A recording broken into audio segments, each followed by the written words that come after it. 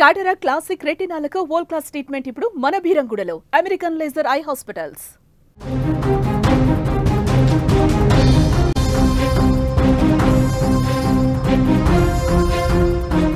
ఇండోనేషియాలో స్కూల్ బిల్డింగ్కు కుప్ప కూలిపోయింది. దేశవ్యాప్తంగా విషాదాన్ని నింపింది. ఈస్ట్ జావా రాష్ట్రం సిడోయార్జీ పట్టణంలో ఒక ప్రైవేట్ స్కూల్ భవనం కుప్పకూలి ఘోర ఘటనలో ఒక చిన్నారి ప్రాణాలు కోల్పోగా 100 మందికి పైగా విద్యార్థులు గాయపడ్డారు. ఈ ఘటన ఈరోజు మధ్యాహ్నం జరిగింది.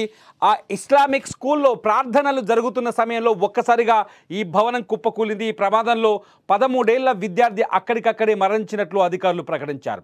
గాయపడిన విద్యార్థులను హుటాహుటిన ఆసుపత్రికి తరలించారు. వీరిలో కొందరి పరిస్థితి విషమంగా కనిపిస్తోంది. ప్రమాదం జరిగిన సమయంలో ఇంకా 38 మంది విద్యార్థుల ఆచూకీ తెలియాల్సి ఉంది. వీరు శిథిలాల కిందే చిక్కుకున్నారని అధికారులు భావిస్తున్నారు. ఘటనా స్థలంలో చిన్నారుల కేకలు, తమ పిల్లల కోసం తల్లిదండ్రుల రోదనలు, ఆర్తనాదాలతో ఆ ప్రాంతమంతా భీతావహంగా మారింది. పెద్ద పెద్ద కాంక్రీట్ దిమ్మెలు ఉండడం, వాటిని కదిలిస్తే మరింత ప్రమాదం జరిగే అవకాశం ఉండటంతో రెస్క్యూ టీమ్స్ సహాయక చర్యలను నిదానంగా కొనసాగిస్తోంది. ఇప్పటివరకు రెస్క్యూ బృందాలు తీవ్రంగా శ్రమించి 102 మంది పసిబిడ్డలను సురక్షితంగా బయటకు తీసుకొచ్చినట్టుగా తెలుస్తోంది.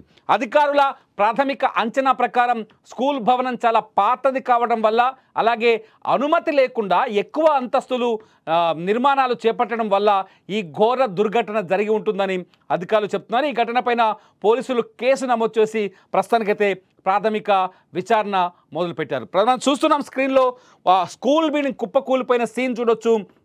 భయానకమైన వాతావరణం అక్కడ. ఇంత పెద్ద ఈ శిథిలాల కింద ఇంకా 38 మంది పిల్లలు ఉన్నారంటే ఆ సిచ్యువేషన్ ఎంత భయానకంగా ఉందో అర్థం చేసుకోవచ్చు. స్కూల్లో పిల్లలు ఉన్నారు. ప్రార్థన జరుగుతున్న సమయంలో ఒక్కసారిగా స్కూల్ బిల్డింగ్ కుప్పకూలిపోయింది. ఇక్కడ సిచ్యువేషన్ చాలా భీతావహంగా కనిపిస్తుంది. ప్రస్తుతానికి ఒక్కరి మృతదేహాన్ని మాత్రమే బయటికి తీసుకొచ్చారు. ఒకరి మృతదేహం దొరికిందని చెప్తున్నారు. చాలామంది పిల్లలు అక్కడే ఇరుక్కుపోయి ఉన్నారు. చాలామంది పిల్లల్ని కాపాడే ప్రయత్నాలు అయితే జరుగుతున్నాయి. రెస్క్యూ టీమ్స్ ప్రస్తుతానికి అక్కడ ఆపరేషన్ని కొనసాగిస్తున్నాయి. ఈస్ట్ జావా రాష్ట్రం సిడోయార్జీ పట్టణం ఈ సంఘటన జరిగిందని మనకు తెలుస్తుంది. మనం ఫోటోలో చూస్తున్నాం. లేటెస్ట్గా మనకు అందుతున్న ఇన్ఫర్మేషన్ ఇది. అక్కడ సిచ్యువేషన్ రెస్క్యూ ఆపరేషన్ చూస్తున్నాం. ఇదంతా ప్రస్తుతం ఇండోనేషియాలో కొనసాగుతున్న రెస్క్యూ ఆపరేషన్ సంబంధించిన విజువల్స్ చూస్తున్నాం. చూడండి, ఒక పిల్లర్స్ ఎంత స్థాయిలో ఉన్నాయో. మొత్తం స్కూల్ బిల్డింగ్ పిల్లలు కూలి నేల మీద కూలి పడిపోయాయి. ఆ పిల్లర్ల కింద ఇప్పుడు పసిపిల్లలు ఉన్నారంటే తలుచుకుంటేనే గుండె ద్రవించిపోతుంది.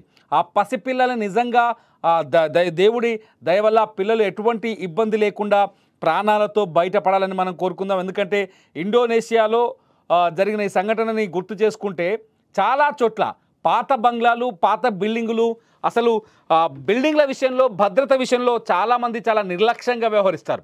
స్కూల్ పిల్లల విషయంలో కావచ్చు, స్కూళ్ళ విషయంలో కావచ్చు జాగ్రత్తగా ఉండాలి. కానీ జాగ్రత్తగా ఉండే సంఘటనలు చాలా తక్కువగా ఉంటాయి. చాలామంది కక్కుర్తికు లోబడి, అద్దెలకు లోబడి పిల్లల్ని అగ్గిపెట్టెల లాంటి క్లాస్ రూమ్లో కుక్కేసి పాఠాలు చెప్తూ ఫీజులు మాత్రం వేలల్లో వసూలు చేస్తూ ఉంటారు.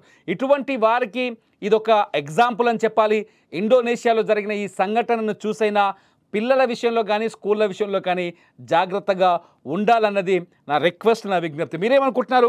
ఈ సంఘటన చూస్తే మీకు ఇటువంటి అంటే స్కూళ్ళకి ఉండాల్సిన జాగ్రత్త, ఇటు స్కూల్ ఎటువంటి జాగ్రత్తలు తీసుకుంటే మన పిల్లలు భద్రంగా ఉంటారని మీరు భావిస్తున్నారు? మీ అభిప్రాయాన్ని ఖచ్చితంగా ఈ వీడియో కింద షేర్ చేయండి. చూస్తూనే ఉండండి లైవ్ అప్డేట్స్ కోసం సుమన్ టీవీ డిజిటల్ లైవ్, అట్లాగే సుమన్ టీవీ లైవ్.